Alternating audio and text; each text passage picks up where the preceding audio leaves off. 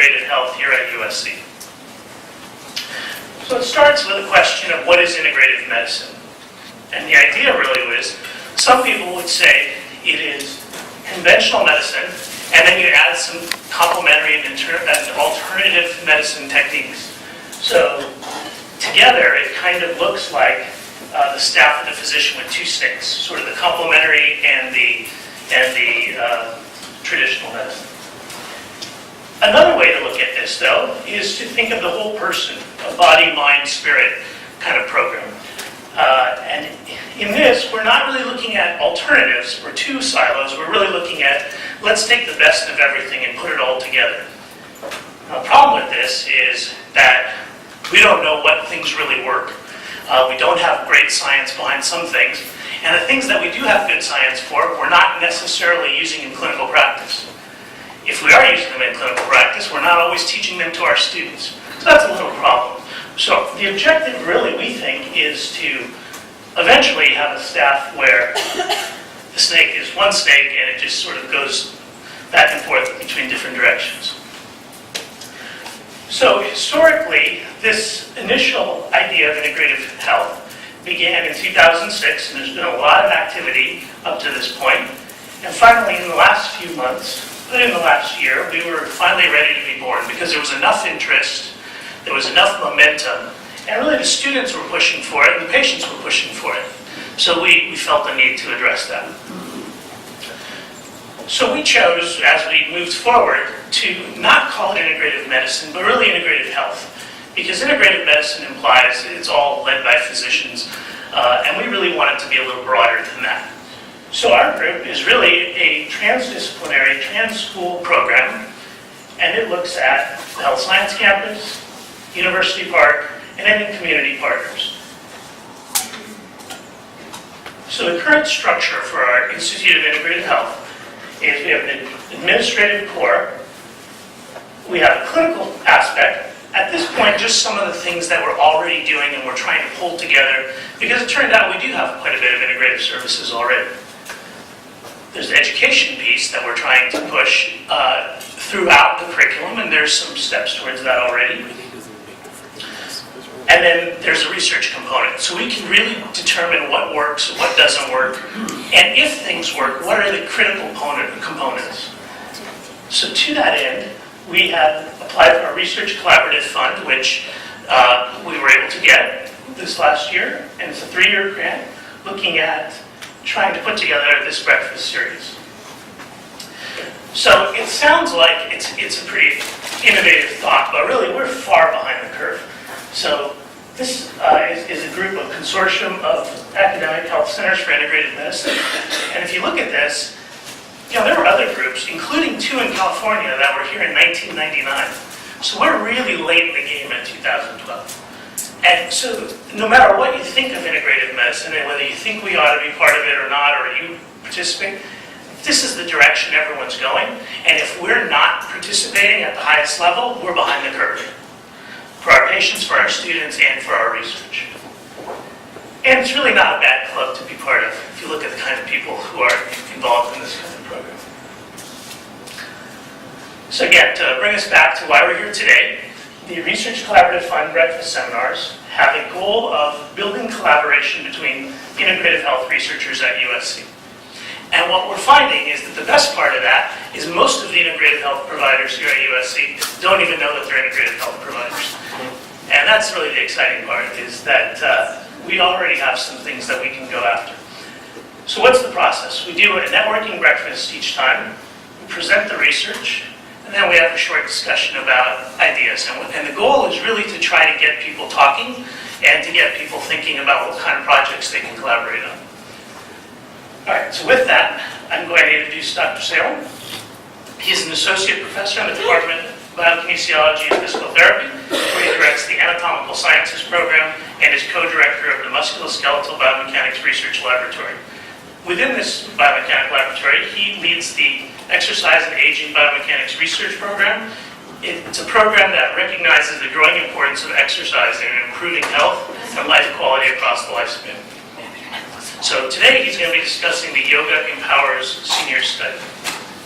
Thank you.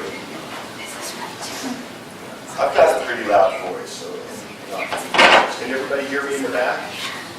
If for some reason you can, put your hand up. I'll start using the mic. So welcome everybody. Thank you for coming this early morning. Today I am going to be talking about the Yoga Power Senior Study.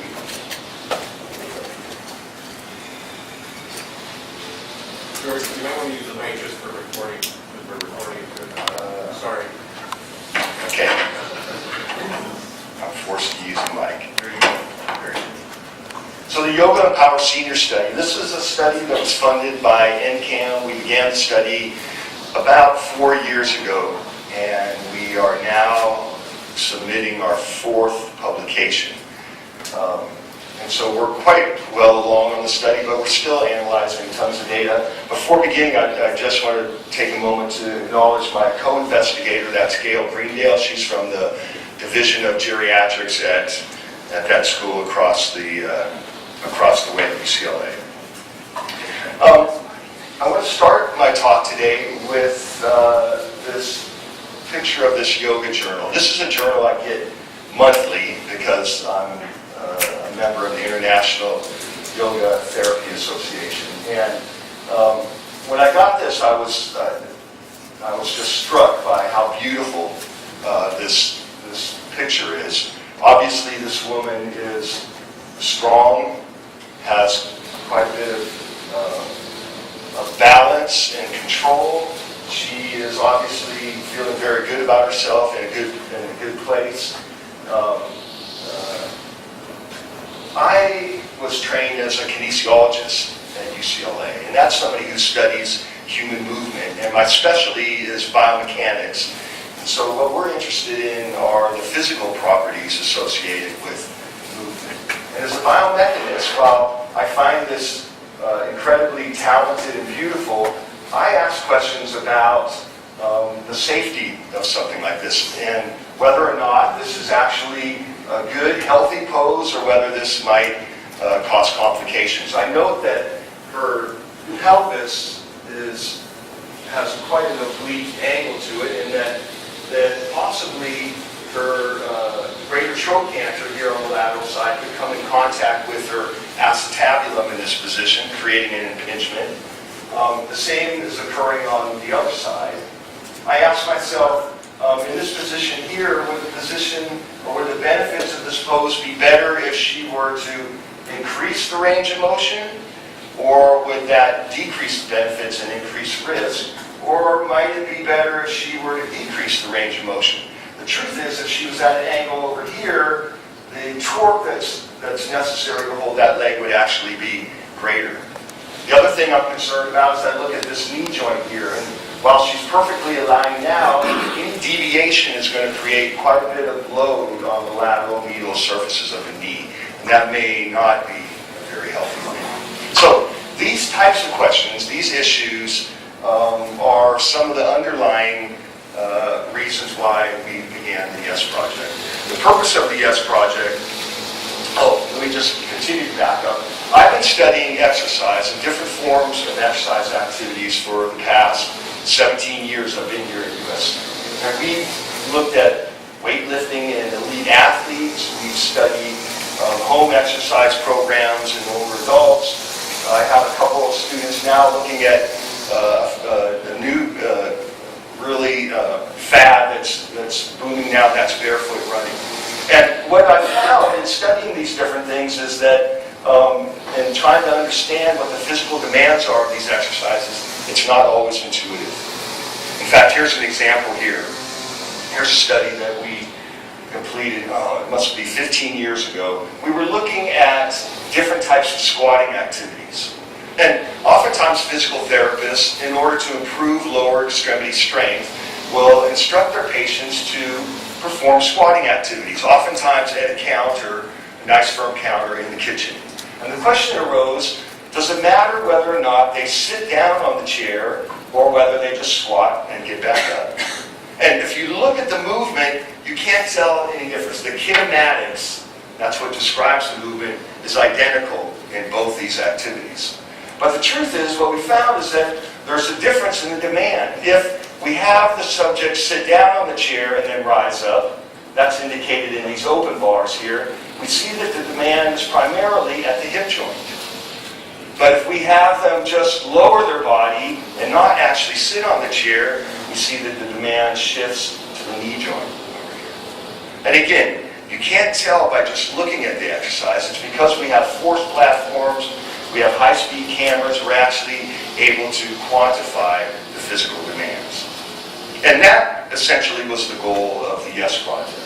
Our primary aim was to quantify and rank the physical demands of a 32-week yoga program designed for older adults. We wanted to be true to yoga. We didn't want to just bring individuals in and have them stand up and pose and do these activities that they weren't familiar with. So we thought it was really important that they go through a yoga program. And so our secondary aims, we said, since we're taking them through a 32-week yoga program, let's also investigate the outcomes, the pre-post changes in muscle strength, range of motion, balance, etc. And let's also look at adverse events so we can determine the safety of the program while we're also most interested in these biomechanical factors, these physical demands. Now, why study yoga in seniors? Is this a good idea? Is this a good use of our tax dollars? It turns out that yoga is being promoted. Here, the Department of Health and Human Services has called yoga the total solution exercise, suggesting that if you just do yoga, you're going to address issues related to balance, flexibility, strengthening, maybe even endurance and aerobic fitness as well.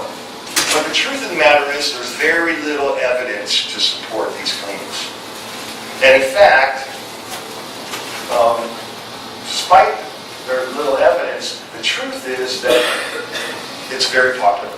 There are over 1 million senior participants doing yoga right now, as of, I believe that was a 2012 report. So, yeah, seniors are doing it. They're being told that it's safe and it's a total solution exercise, but yet there's no data to support that. Furthermore, seniors have additional considerations. They come in, no matter, even if they're what we call healthy seniors, and these were healthy seniors, they still come in with decreased strength, balance, lack of range of motion, and typically they've had previous injuries and or have existing pathologies like osteoarthritis.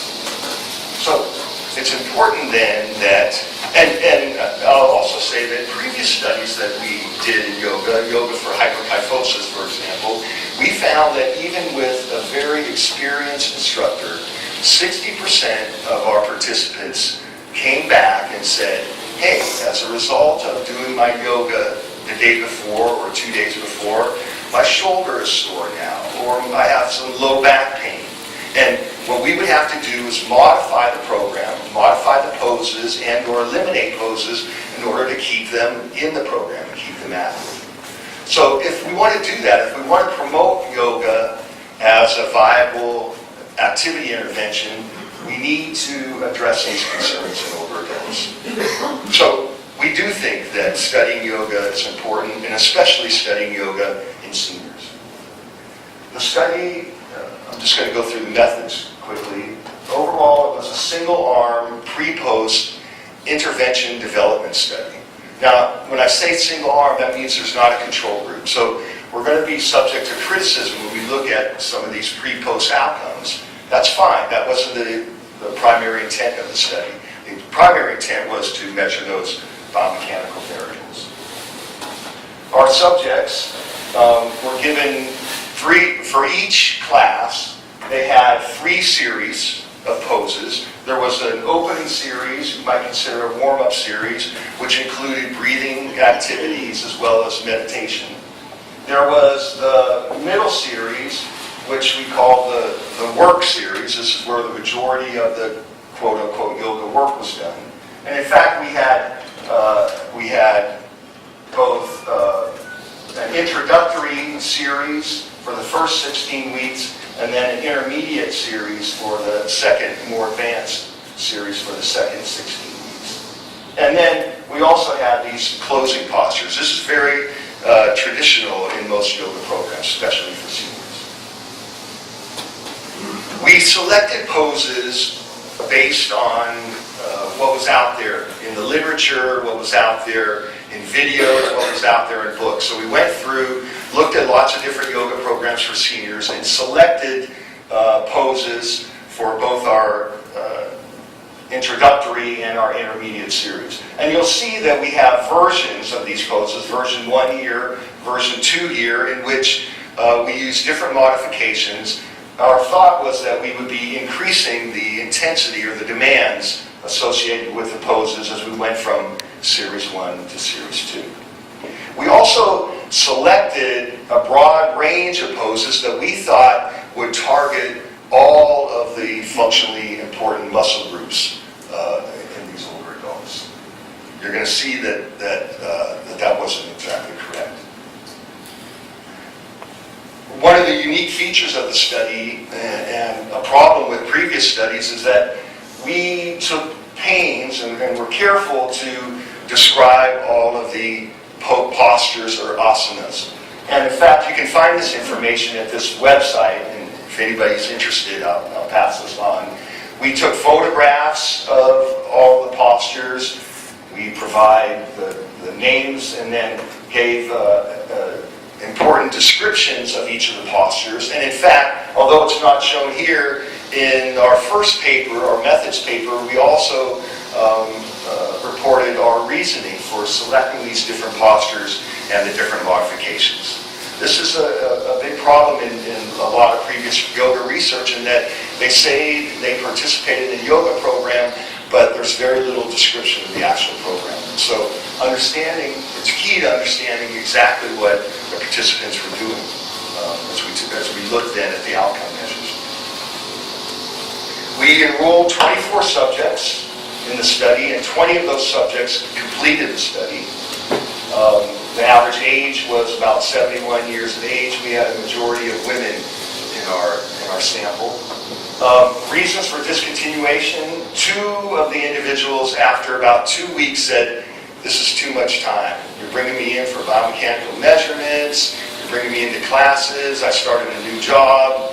They were done after a couple weeks. And then 2 individuals, one had posterior thigh pain after their baseline visit. We took them through a bunch of functional tests, and after the testing, they complained of thigh pain, and that didn't go away, and so they were removed from the study. And then one person experienced low back pain, and that never subsisted, and so she was removed from the study at week 4.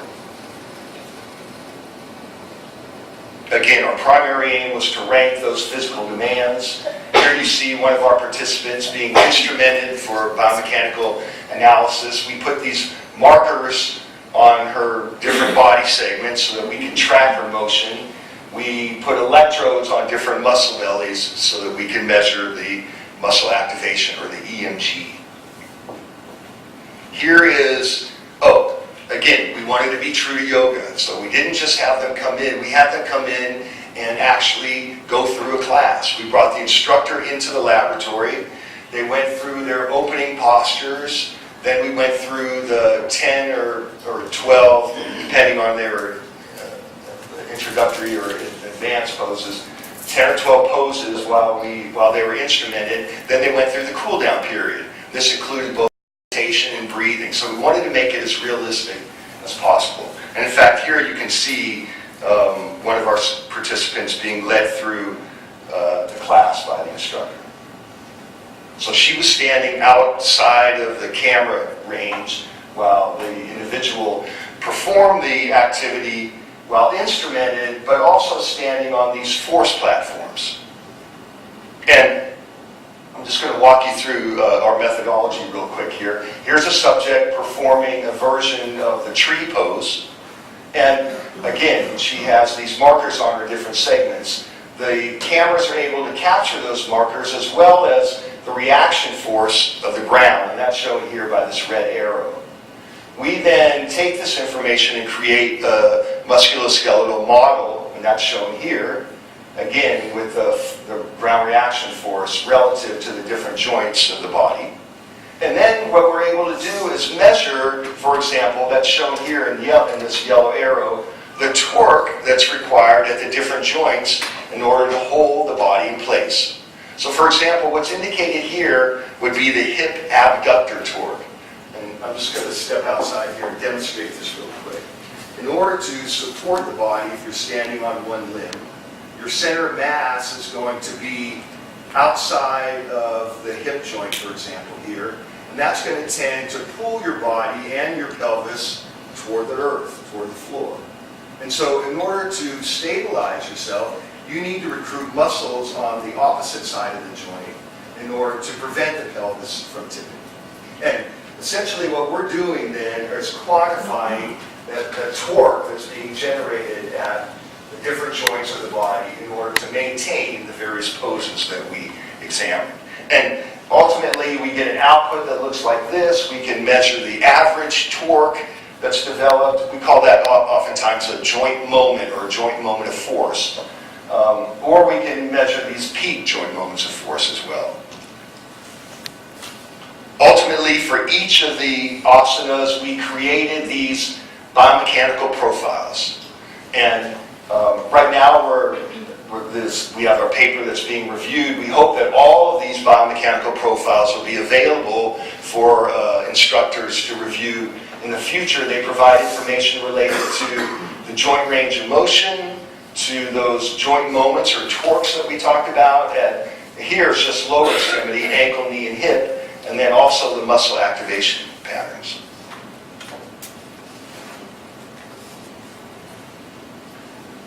In a moment, I'm going to come back to these biomechanical findings, and we'll go through those and talk about those. I want to also now introduce our secondary aims. And as I said, we took them through a 32-week yoga program. So secondarily, we wanted to investigate whether or not the yoga program improved their physical function. And so rather than go through all the methods here, what I thought I would do is present both the methods and results simultaneously, and that's what we're going to do. I'll talk a little bit about safety in just a moment. So one of the outcome measures we had was this timed sit-to-stand test, in which they had to stand from a chair without use of their arms 5 times as fast as possible.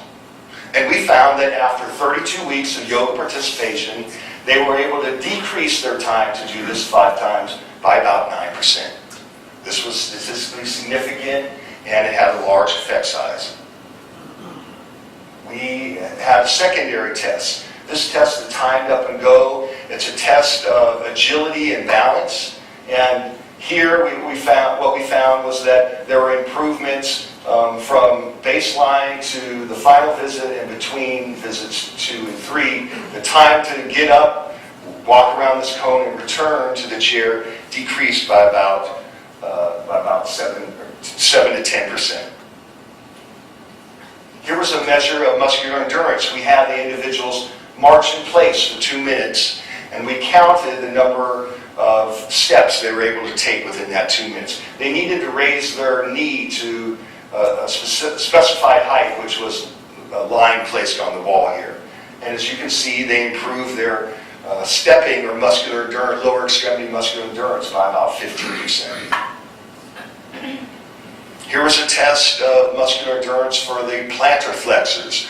They're calf muscles which are used to lift the body and rise up onto your toes.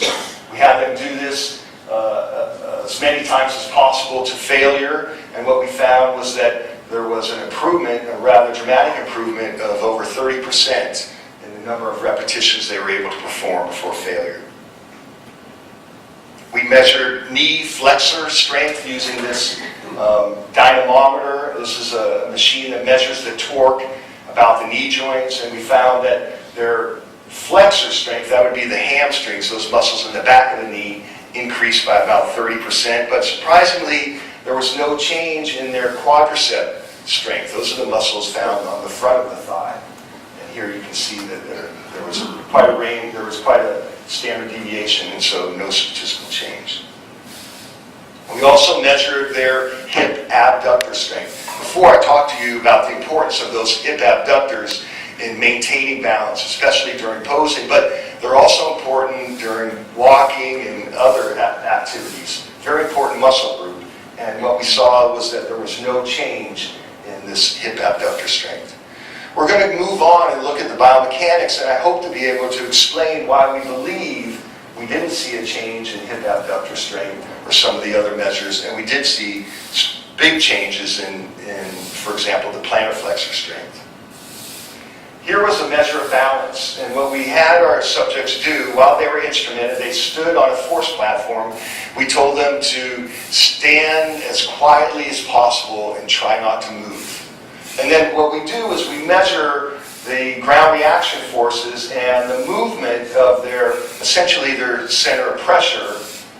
Somebody who does this well would have very little movement here, and so this red area would be relatively small. We measured this area at baseline and then following 16 and 32 weeks. And what we found was that there was although there was a trend, you can see there was quite a bit of variation. There was no statistically significant improvement in balance associated with 32 weeks of yoga. Disappointing. We really thought we'd see large changes there. Now let me talk about the biomechanics. In these figures here, what we're measuring right here is this hip abductor moment I was talking about earlier. And along the x-axis here, what we have are the different poses. And along the y-axis here, we've quantified the amount of torque or moment that's occurring. And if that moment is positive, then that's creating an AB or abductor moment. If the moment is negative, it creates an adductor moment. Actually, the torque would be on the inside of the thigh. And what we found was that, in looking at our introductory poses, that the majority of those poses were targeting these hip adductors and not the hip abductors. And in fact, only one of the poses was generating a significant hip abductor moment that would approach that which will be seen during normal gait.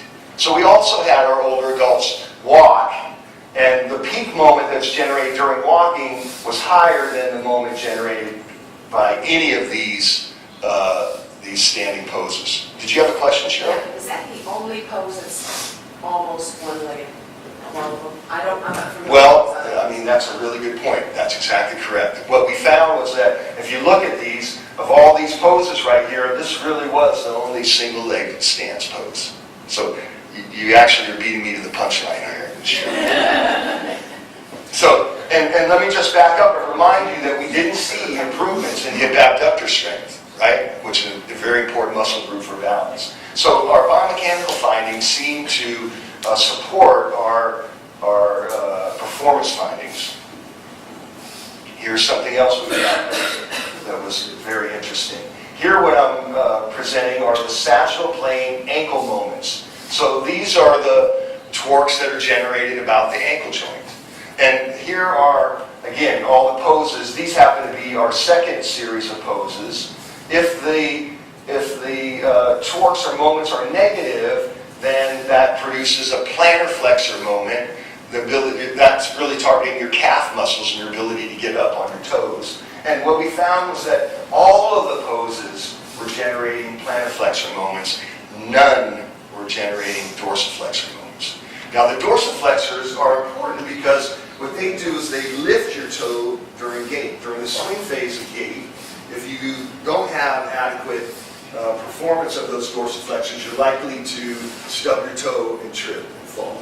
So an important muscle group in older adults. And after I saw these findings, I went back into the literature and looked at the importance of these dorsiflexor muscles. And there were several studies that correlated performance with balance capabilities and fall risk. So what this suggests is that most programs, and again, in fact, this was just the advanced program, but when I looked at the introductory program, again, they were all generating these plantar flexor moments. This would suggest that that yoga programs need to be either supplemented with other types of activities that are going to target these muscles, or we need to come up with new poses, examine new poses which are likely to target this important muscle group. Here again, this is just illustrating our outcome findings. We saw quite a bit of improvement in these plantar flexor muscles, right? These calf muscles, but I'm not surprised now because all of the poses were targeting this muscle group. So it makes perfect sense. Here's another interesting finding we had. Oftentimes, therapists will modify the poses in order to increase participation. So here are 3 versions of the tree pose. In this version here, the individual is doing 2 things in addition to standing on one limb. Their contralateral limb, we allow them to just barely touch the floor. And they're also allowed to lightly touch a wall in the class. Now here in the lab, what we did is we constructed a wall. This is actually a plexiglass wall we constructed so we could take these measurements in the laboratory. In the second version, more advanced version, we allow them to continue to touch the wall, but we have them lift their foot up off the ground. And finally, in the most advanced version, it's unsupported. They're single leg stance. They're not touching the wall. Okay? And what we expected to find was an increase in the demand of the hip abductors as we went from version 1 to 2 to 3. That was our hypothesis. But the truth is that that wasn't the case. What we saw was a dramatic rise in that moment when we had the individual lift their foot up off the ground and still touch the wall.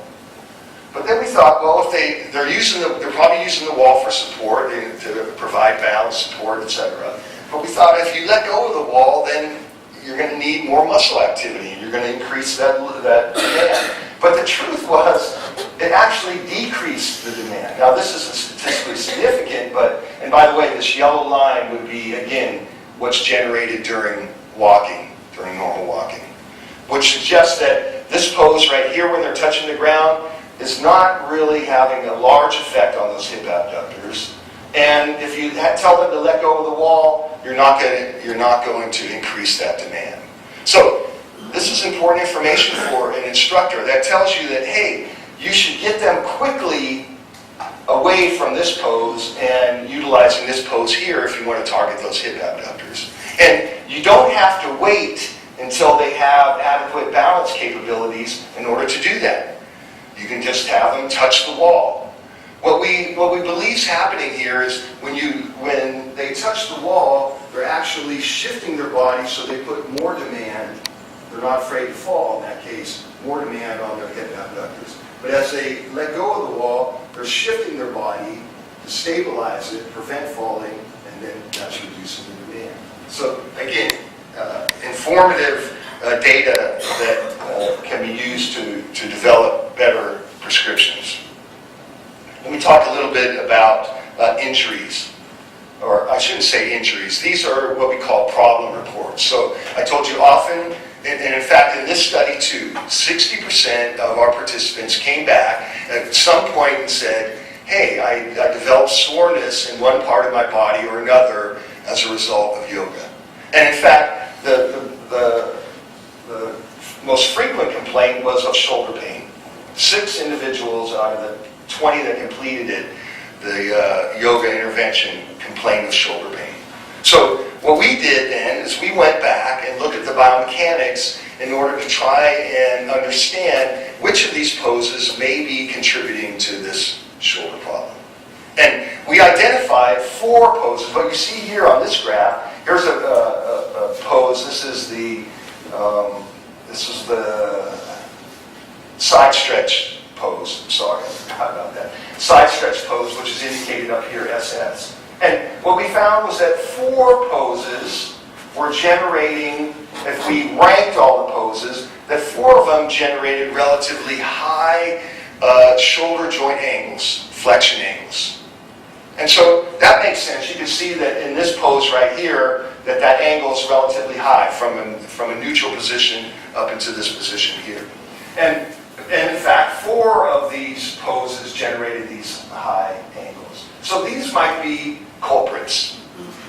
We're just looking at the kinematics though. So the next step was to look at the joint moments that are being created. And here again is a similar pose, another version. And what we found is that of those 4 poses, 2 of them were also generating very high joint moments.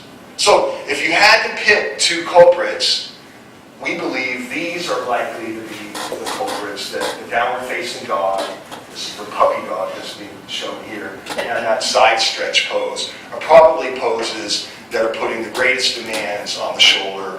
And if you had to choose poses to eliminate in order to reduce the frequency of those shoulder reports, I would select these 2 poses and either modify them or replace them with other poses that have lower joint moments or lower range of motion.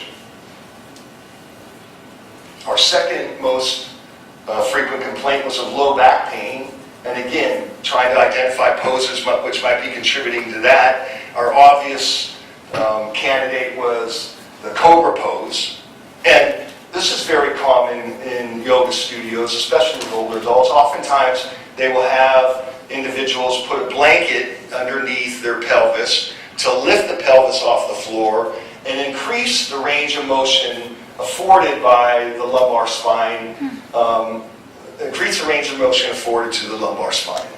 And I'm going to leave it at that. It turns out, though, that while this is a great idea, that what we found was that despite the fact that they had a blanket here, they still rotated their pelvis anteriorly and decreased this lumbosacral angle, which, again, is likely to contribute to low back pain. So our recommendation here would be either to eliminate this pose, substitute this pose, or come up with another mechanism, maybe putting more blankets under here, or instructing them not to anteriorly rotate their pelvis in order to reduce the stress on the lower back.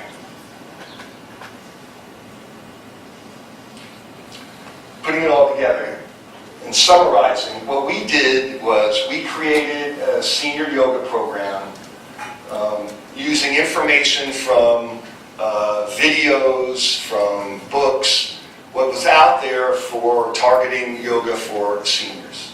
And what we found was that these poses generated physical demands, which resulted in beneficial adaptations, but also some of these adverse events, for example, shoulder pain.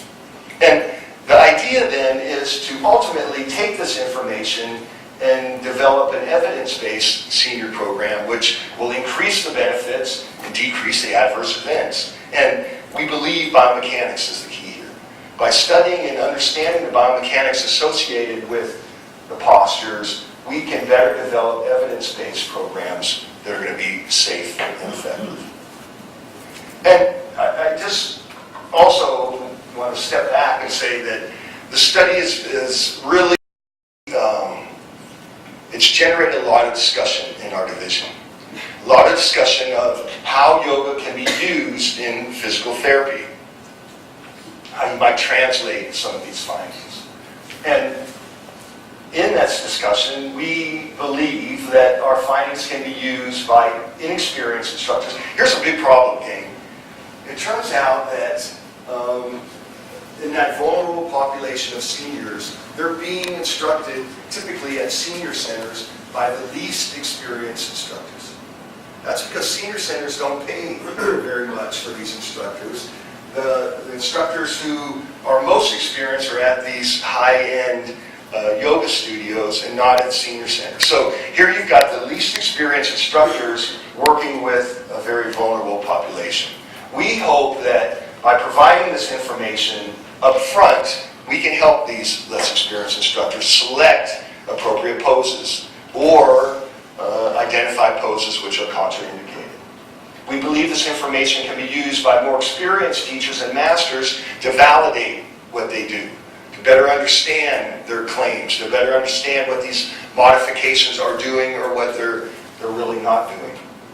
We think that the information can be used in the clinic to select postures. Many people come into the clinic and say, I've been doing yoga, I can't do yoga anymore, I'd like to continue doing yoga, can you help me? I've got shoulder pain, I've got low back pain, and we believe that this information can be used in the clinic to select appropriate postures in order to rehabilitate individuals. And finally, we think there's a place for yoga after physical therapy too.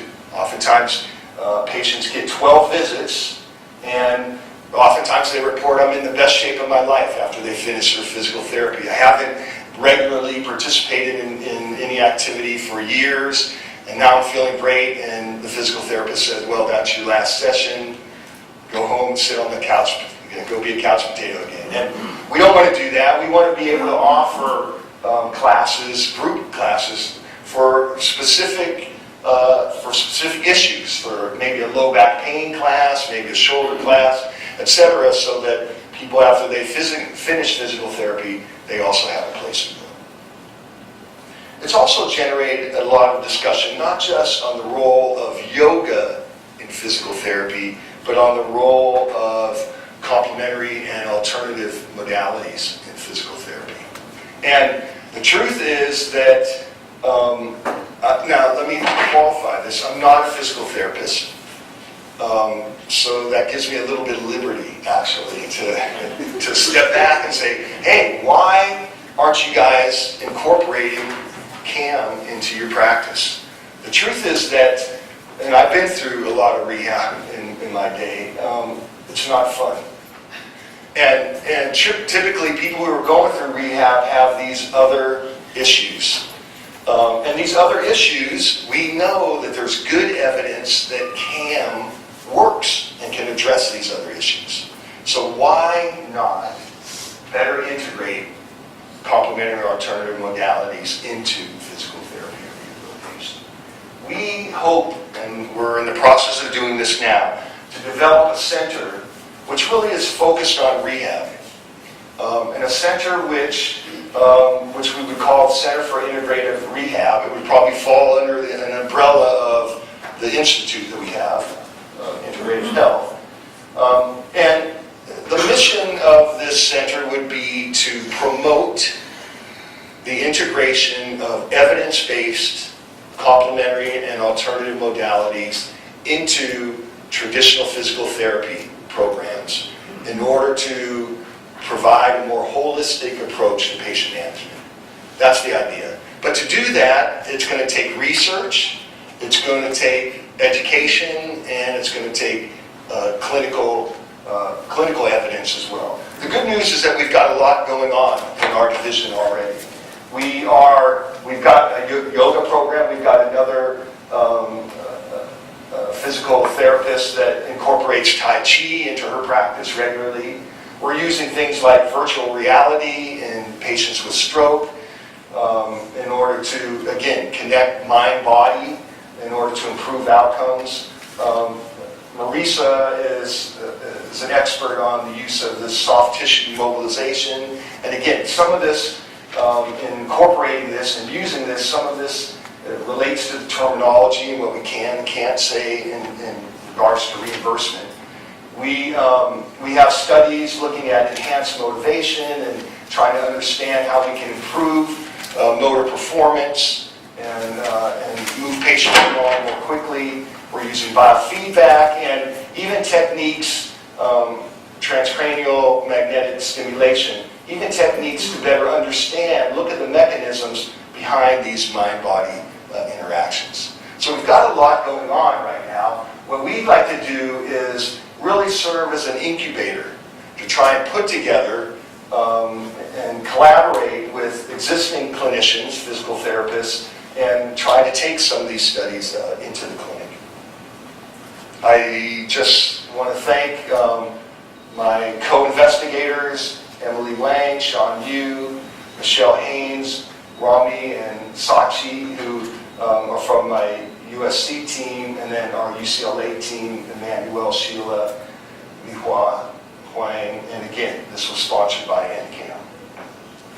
And thank you very much.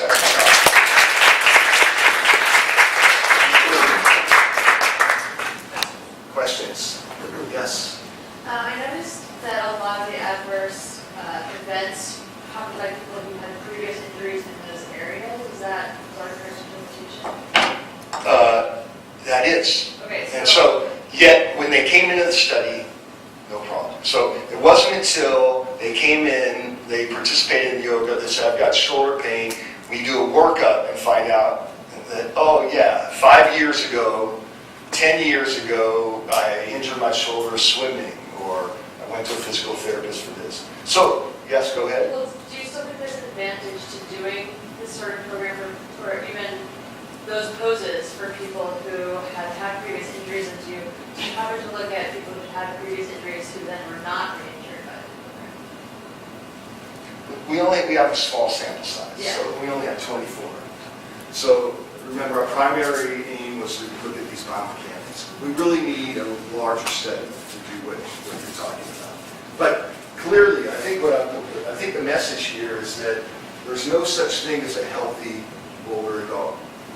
Everybody comes in. If you live long enough, you're going to come in with some kind of previous condition, and it's likely to be, that condition is likely to crop up again if these poses overtax the joint, for example. So one, I think a good lesson here is that when seniors come into a program, they need to be properly screened. We need to ask these types of questions. Have you had previous injuries here and where?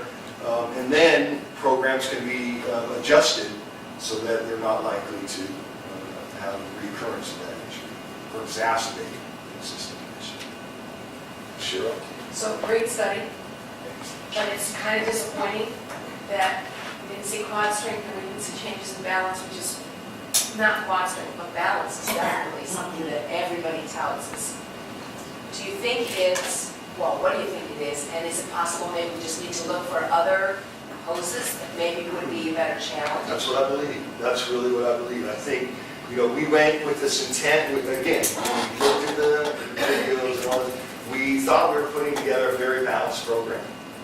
But truth is, from these data here, it suggests that it wasn't all that balanced. So our goal would be now to examine additional postures, additional modifications, try and come up with postures that are going to target, for example, the dorsiflexors, the hip abductors, really put together a more balanced program. Now we've got some data. We didn't have any data before, so we think we can begin to do this.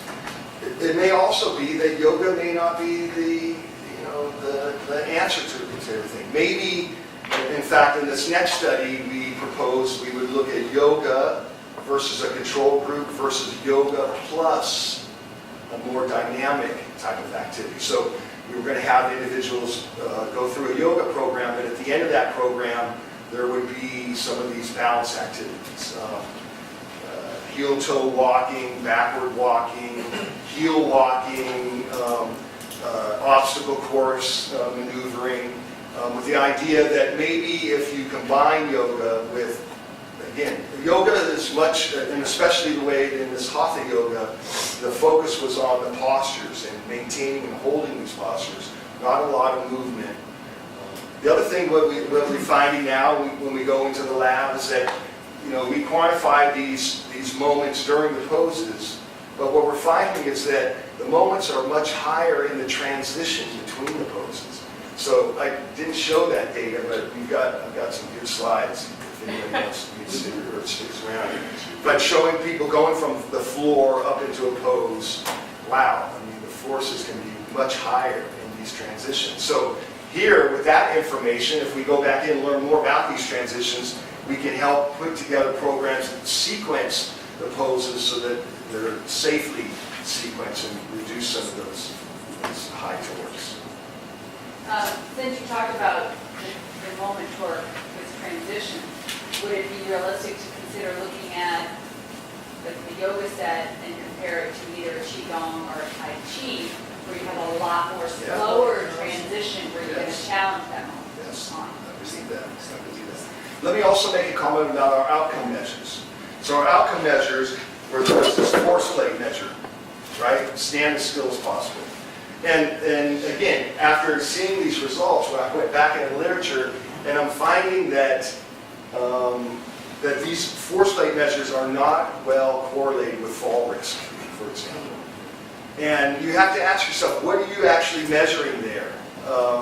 And the truth is that up and go test is also a measure of balance and your ability to shift your body weight, to turn and do all these things. And we saw a large improvement in that. So maybe our outcome measure is, we need to rethink our outcome measure. Let me give you another outcome measure that I know we do. We wanted to see if yoga improved walking performance. So gait, speed, etc., stride length. And we told individuals, walk at your typical pace, self-selected pace. So they walked at baseline, we brought them back at the end of the study, had them walk again, no change. No change in stride length, no change in walking velocity. But as I think about it, why should they walk faster in a laboratory where you tell them to walk at your normal speed? There's no reason that they would. If I'd have told them, walk as fast as possible, you're crossing a street, the light's turning yellow, you need to get there, I might have seen, I suspect, these other measures where we said move as fast as possible, we saw increases. So I suspect if I had a better outcome measure like walk as fast as possible, we would have seen changes.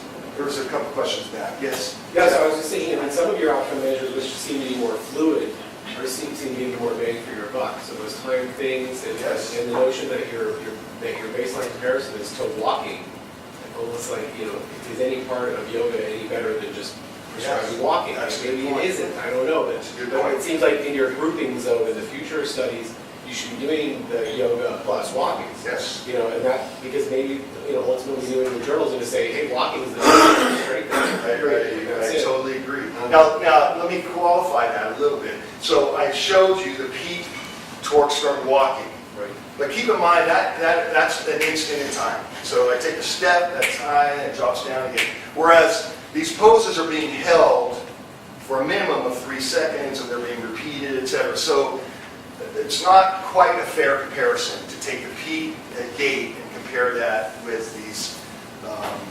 non-dynamic, these static activities. But it's a reference. It's a reference that we know about that kind of provides a relative measure. Just a part B question is, Please. did you do other outcome measures, things like quality of life or mood or We sleep did. improvement, or that stuff? No, they didn't move. And here's why. There was a ceiling effect. We really believe there was a ceiling effect. These are people who are willing to take classes. They were recruited by UCLA, took classes at Santa Monica, came to USC for multiple measures. I think they came 7 times here. These are highly motivated people feeling very good about themselves, wanting to be participating in research projects. It's a problem, yeah. So maybe if I had another population of fallers or something else, then we would have seen more change in those. I'm just glad to hear that you incorporated those outcomes plus the Yeah, strength we of those did. outcomes and the fluid. I think that's really important for our future research. Yes, without doubt. Yes? First of all, is everybody in this room a therapist besides Jeff and me, or I just want to know what the audience is? Is anybody a physician besides me? Okay, that's one. Well, a lot of physical therapists in there. Well, the reason I'm asking is this is an integrated medicine conference, and I just want to bring up, I'm a general pediatrician. I have lots of experience in private practice in Kaiser and University. What's your name? Dr. Cheeker. And the reason I'm pointing this out is I'm looking at this very differently. I'm really looking for integrated medicine because I believe in it. And I used to be in charge of the Santa Clarita, I used to be the physician administrator of the Santa Clarita Kaiser. It's a middle class, highly motivated, young, middle-aged group of people, really professional technical. If you tried to deliver this to them, you'd get the same compliance as you would for Santa Monica. But these are busy mothers, holding babies, trying to breastfeed, got the pregnant planner, trying to get to a middle income, everything's moving really fast, and they're 50 years before all this happens. And as you're talking as an administrative type, I'm trying to imagine how we would get a more dynamic yoga for the heart, meaning if they're on those, the Pilates ball that's in half, they are moving enough where I would think you get more cardiovascular. So we're gonna get altered. We're so into relaxation and yoga movements that sometimes we don't challenge like you would an athlete. So, And I think you guys, as people, are on dynamic methods. The other thing I don't see in this intervention, and I'm really talking integrate, I mean, that's the point here. I was just at a conference on nutrition, and curcumin, in particular, a very benign substance, drops your inflammatory biomarkers like TNF-alpha. If you guys don't know what that is, it's just a biochemical marker of inflammation. Okay. Even our 16 and 12-year-olds have horrible biomarkers elevated. They have diabetes. If we could drop the inflammatory biochemical load nutritionally, with things like curcumin, or using glucosamine, can we lower the inflammation enough to get more strength, function, longevity? You see where I'm going here? Thank you. or can you supplement acupuncture with physical therapy in order to Because this reduce is an integrated inflammation? conference. That's We're going to exactly go correct. integration. So let me back up. So, right, in fact, I studied, so here's a yoga study. The truth is, yoga is much more than just postures, right? Yoga is breathing, it's meditation, it's postures. For a lot of people, there's a spiritual component to that. But we're not, it's an integrative discipline. Yoga is, and we're studying one part of it. We have to take a reductionist approach to study some of these things. So, so I want to first address that. Secondly, I don't believe yoga is the end-all activity. I firmly believe you need cardiovascular stress or physical stress in order to improve aerobic capabilities. So I think yoga is a wonderful intervention, but I think it needs to be combined with other types of aerobic activities, maybe strengthening as well. These loads we're seeing here are not very high, and maybe it needs to be supplemented, integrated with resistance exercise as well, or maybe weight, arm bands, weights, things like that, so that we can increase some of these demands and improve overall physical fitness, not just what I would term muscular endurance. I really think that yoga is the primary thing that it's doing to our muscular system is increasing muscular endurance, but perhaps not increasing peak strength, things like that. I just want to argue for 1 second, for 5 seconds. Go ahead. So, absolutely integrated. I mean, every time you submit an application to NIH, their criticism is, how are you deconstructing this intervention? So what it is that Dr. Sadel was doing, for sure, is completely fit and parcel to the idea of integrative medicine. Is we have to be able to know what are these functional components that contribute to yoga, meditation, right? Be they biomarkers, be them biomechanics, be them psychological, etc. So I think that the material that you're presenting is critical to integrative medicine. It acts as a basis of understanding movement, any type of movement, whether it's meditation, yoga, power yoga, aerobic yoga, whatever. And so, postures and whatnot. So I think this is very critical to what it is. Yes. Thank you very much. At UCLA in the past 5 years, we've been able to use Tai Chi, different forms of mindfulness meditation to change the cascade of inflammation in older adults who are stressed. So it's a different population, they're not so happy to use this group. So we also see that they're moving after it. And so Yeah, this, and in these studies, that's an important point. There's very few studies in healthy older adults. So they say yoga reduces stress and all these biomarkers, but they're in populations that are high blood pressure, have high stress, already have very high biomarkers. So again, what it's doing in healthy older adults, we're not sure yet.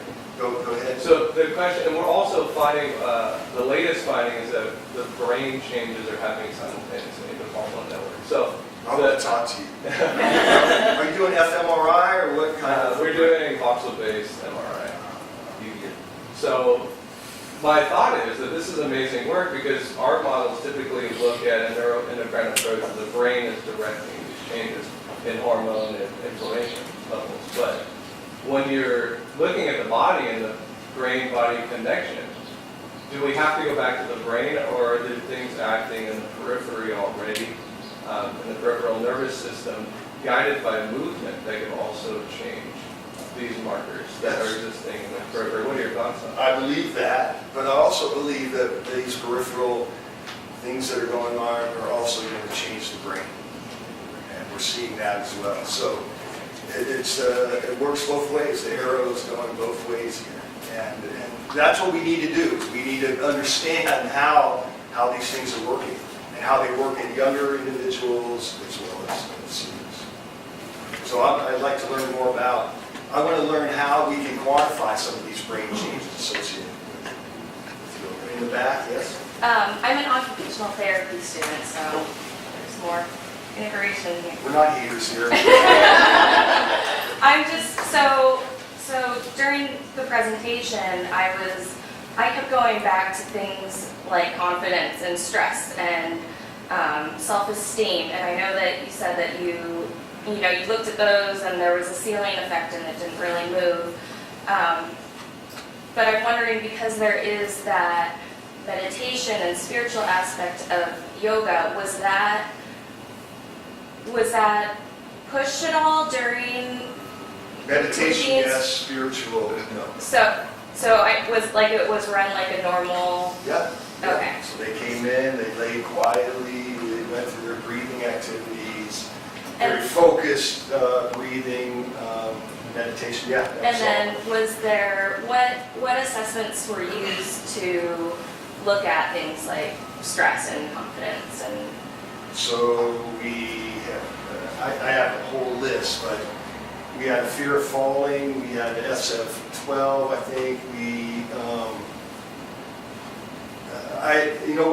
to be honest with you, there's a list of about 5 different quality of life measures that we took. And come talk to me, I'll share that Okay. data with you, those results. Again, it's very disappointing. We didn't see Just none of this. a moment here, so we're at the end of the time. We can continue asking questions, but in case some people are leaving, I just want to thank everyone for coming. And we've had some great examples of exactly what we were trying to get with some of these research collaborations. So to that effect, I'd like to make sure everyone has signed in and leaves their email. And if you have any comments for George or any of the other groups, I want to thank Cantilia Avila, who some of you know, so you can give her a round of applause. You can contact Cantilia, she can get you information for the other group folks in the group, but make sure you sign in, and thanks for coming. And we can continue asking questions. Thank you. I'd just like to let everybody know before you leave that the art on the wall is from an exhibit called Aging People, Aging Planet. And I am not a therapist nor a doctor. I am the curator and director of this art gallery, which is here to create an art framed forum for integrative practice. And please get on the website. We've got so much. We have a virtual presentation, and every one of these questions that you're asking, if you would do a little 3 to 5 minute thing, we can, a video or PSA, we can pop that into our virtual presentation that's in Israel right now for the Arch of Art in Health International Conference. So, do you want to talk about that? Thank you. Thank you. Cheryl? This is future. So given that counterfeit fallers are one of the big problems is fear of falling. And I think there are yoga things, even like Salute to the Sun, where it's a movement, it's a transition they can get. So I really encourage you to look at movement, because that's what we really need to have people doing. But I wanted to talk about my population, which is obese adults, and I'm thinking how important this information would be to have us redo yoga occasionally at the families. And if there are, these people are at significant risk with their knees, and that if we had the list of things that would kill us, that we would modify what we do with yoga, because we would not want to Warrior increase. poses are, if you've got OA or knee pain, that back limb is under a lot of medial torque. And, So I just want but you to I've got a whole, we've Right, got. put it out there and talk it, people are going to be thinking about elderly and this and this. If we need it in a much broader audience, because people's yoga because you're safe, you're in one room, you're inside, and there's somebody watching you, which is much lower risk than other things, and lots of people participate in it, so maximize your findings, you know, the population. Any other questions or comments? Yes, I Mark? just want to say, as a yoga teacher, I actually would like to see even more reductionist approach to, you know, for example, I'm interested in yoga therapy, yoga as therapy, and that you can really target, you can say, well, you could create a sequence that would focus on dorsiflexion. If the teacher actually just gave different instructions, it makes a huge difference in terms of having way more in the heel of the foot rather than in the toes, or even raising the toes, simple things like that, which actually many teachers are already, you know, thinking about alignment and thinking about that, but if that's one of the things to consider, or a sequence, a study for balance can be easily created, or for depression, mood enhancement, I think that there's, you know, or it's development and strength of the quadriceps muscles, all these things can be addressed if it's, if I you totally really believe, want to I focus believe it. this, Yeah. I totally believe this, and I'm hopeful that this type of information, what I find here is now we studied, you know, some 24, 25 poses.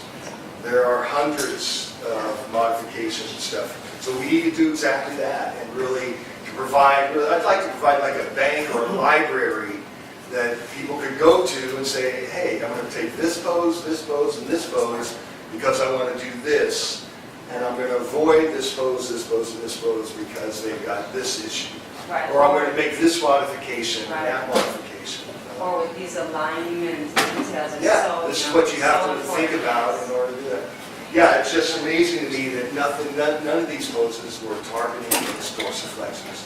None. And that's a problem. You're right. They need to get back on their heels. That's the only way to So I guess what I'm saying is, if we were to put this into that 20-minute visit with some of the integrative staff, that was my point, by the way, it's not that this is an integrative, but how do you integrate it? I think the thing I'm asking is, if on the 5 minutes to mention something or handle something, are there 5 key points that the Santa Monica group do versus are there 5 key points that the Leesburg people, you know, is there a way to distill it? Not yet. Not yet. That's what, there's not enough data. I can't tell you, here are the 5 key things, and here are the other 5. We're getting there. This is moving us in the right direction, but I don't think we're there yet. And we need to go back into the laboratory. We need to compare this with other different activities, so that eventually I can come to you and say, here is an appropriate prescription. Here's what you Yeah, need to that's, fix. I'm thinking out loud. That's what I'm- Thanks. Sorry. Any other questions? Thank you guys. Oh, yeah, sorry. I'm Lisa, I'm a speech therapist, so I'm again not a physical therapist. And this may or may not be an appropriate place to bring this up, but in a more general perspective, you're saying that there was a hope that there might be an integrative rehab Yes. center. But all I heard was physical therapy. Would that incorporate occupational therapy, speech therapy, other Certainly should. disciplines? Certainly should. besides physical Certainly should. But, you know, we're just starting, trying to generate momentum and discussion and funding. We don't have funding right now, so it's tough to have a center without any kind of funding.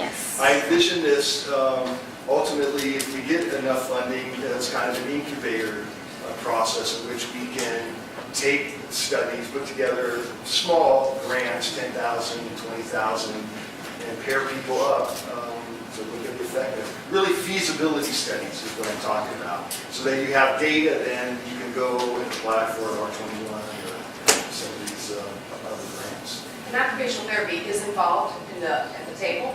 Speech is not, because there's no school here.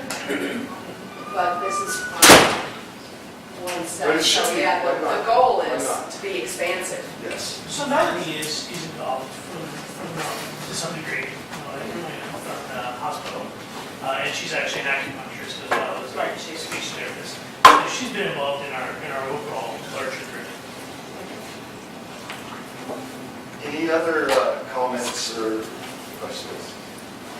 Jeff? I just think you're doing great work, and I think, you know, we start talking about default networks, and we try to think about fluid outcomes, and try to understand that black box called the brain. You know, this starts to get really interesting, when you think about interplay, Yes. you know, like you say, arrows pointing in both directions. That's really where the money is as far as trying to understand. What's amazed me is some of these, in talking again with people, some of this motivational research, and ways in which, you know, we really think that we're going to affect different parts of the brain by giving different instructions. One of the studies that just amazes me is this study, this balance board study, where they had these older adults get on a balance board. They told them, focus on your feet and try and be as stable as possible. Then they said they put these 2 red dots just in front of their toes. There's no difference in the spacing. And they said focus on the dots, and they get a 30% improvement in performance that when they brought them back 2 weeks later was retained. So, wow, I mean, that's so important. And I think about yoga and the instructions we give them. They're very internal instructions. You know, you think about your body position. But maybe, and maybe not, I need to learn more about this, but maybe there are other ways that we can even instruct yoga and have people thinking about external cueing, et cetera, that may be even better and result in faster adaptation and learning over learning. So, and how that affects the brain too. That's the other key factor, is that it's likely to affect either different parts of the brain, either higher center cortical regions or lower centers, and which is best, we're not sure of, but we certainly need to study that and figure that out. I mean, anybody who takes studio classes, no matter what it is, the instructor makes all the difference. Like I take cycling classes, you know, this high-speed cycling. Yeah. And if you have an instructor that's a snooze fest, it's a horrible experience. And if your instructor is spectacular, it's unbelievable. And that's a fully mental thing. And Yes. the music too. You were talking about Yes. music integrated therapy. If the music's tanked, then you're just, you know, ready to fall off your bike. I mean, it makes a big difference. Big difference. So I believe this. I really think it's all mental. yeah, we Your need body's to the tie same. it in. Class is the same. Everything is just all mental. Thank you guys.